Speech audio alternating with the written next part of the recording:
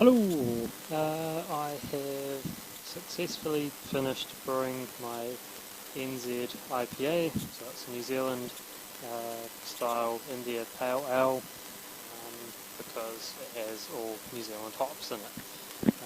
And so it's a couple of weeks old now after brewing and carbonating, so it's pretty much ready to drink now. I think it's ready to drink.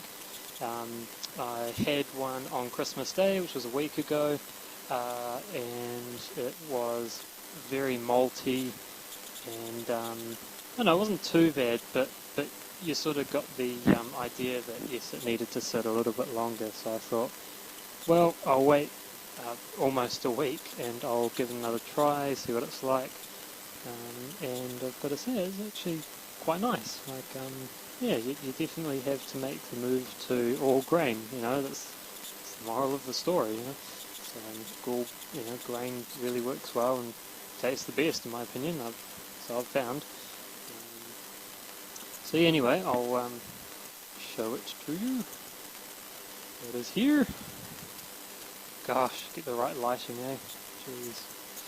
Don't know if you can see that too well, but that is, it's kind of a, it's a little bit cloudy. I know I got a bit of hops haze in it, and probably the fact that I couldn't filter it out too well, and all the grain and bits and bobs left over.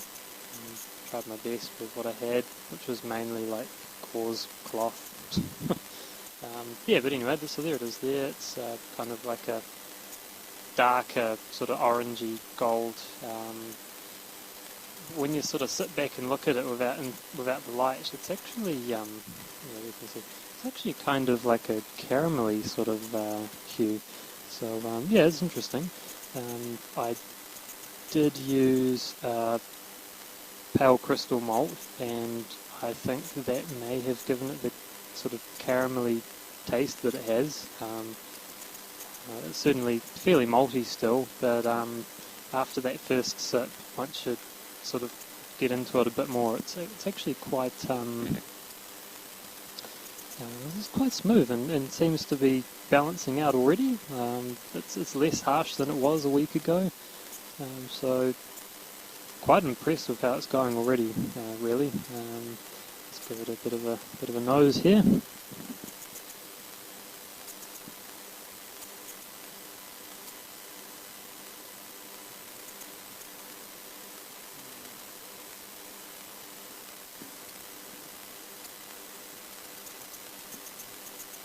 Yeah, you get the when the hops that are in this one, I'll try to remember, it's Nelson Sauvin, we've got Cascade and Wai-iti, 3 100-gram packs, half dry hops, half boiled. But anyway, so I mean, you get this really florally sort of aroma to it, and you can really appreciate the Nelson Sauvin come through. I've brewed with that one before, and it's rather pungent, but it has that really nice sort of fruity, florally aroma and taste. Actually, it's really quite a nice hop to deal with. But yeah, I mean that's pretty much what it's like there. You do get a hint of the malt that's definitely in there as well. But the hops are predominant in the aroma, that's for sure. Just having a look at it, it's got bugger all head. I didn't use any grains that support head retention or anything like that. I believe, what is it, protein that causes that sort of stuff. But yeah, no, I've just used pretty basic malts really. Golden Promises in there. Had some good promising things about that one. But yeah, I mean, you can probably see the bugger all head. Give it a swish.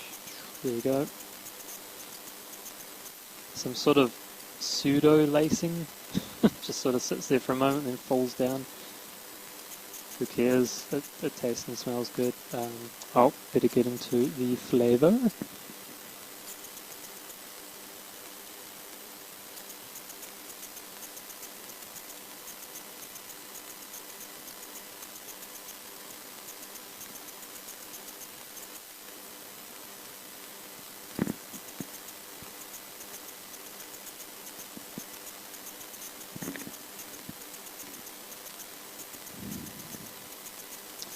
Yeah, boom, you get pretty big malty hit still, although it has levelled out a bit, and I suspect that aging that beer for a bit longer it's going to mellow out quite nicely.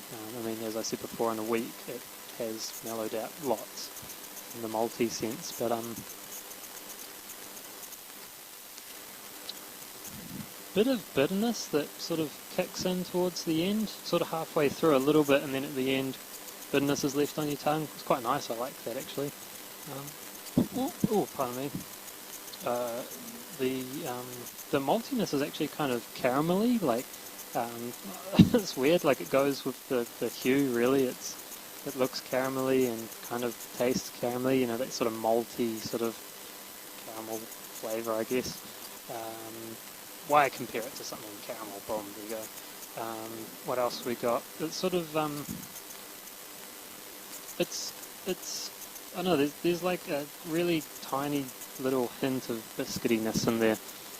Not quite in the sense of like biscuity malt, you know, how you get that real that biscuity flavour, but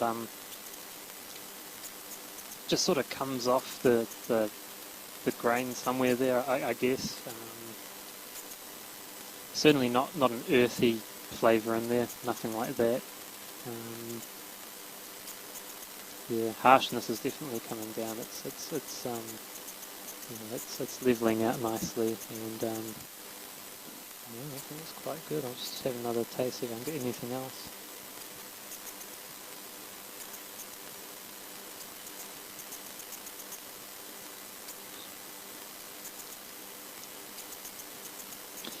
It's actually quite a sweet beer. That was the point, because I wanted it to be kind of imperial strength, which didn't turn out. I think it's still only about, was it 6.7%, so it didn't really get that high.